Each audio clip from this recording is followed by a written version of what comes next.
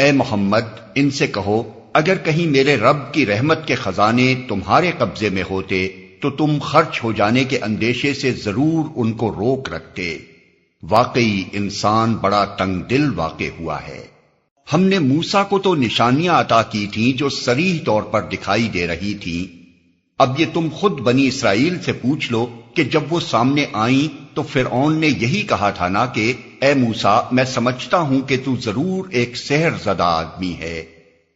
موسیٰ نے اس کے جواب میں کہا تو خوب جانتا ہے کہ یہ بصیرت افروز نشانیاں رب السماوات والارض کے سوا کسی نے نازل نہیں کی ہیں، اور میرا خیال یہ ہے کہ اے فرعون تو ضرور ایک شامت زدہ آدمی ہے۔ آخر کار فرعون نے ارادہ کیا کہ موسیٰ اور بنی اسرائیل کو زمین سے اکھاڑ پھینکے، مگر ہم نے اس کو اور اس کے ساتھیوں کو اکٹھا غرق کر دیا، اور اس کے بعد بنی اسرائیل سے کہا کہ اب تم زمین میں بسو، پھر جب آخرت کے وعدے کا وقت آن پورا ہوگا تو ہم تم سب کو ایک ساتھ لا حاضر کریں گے۔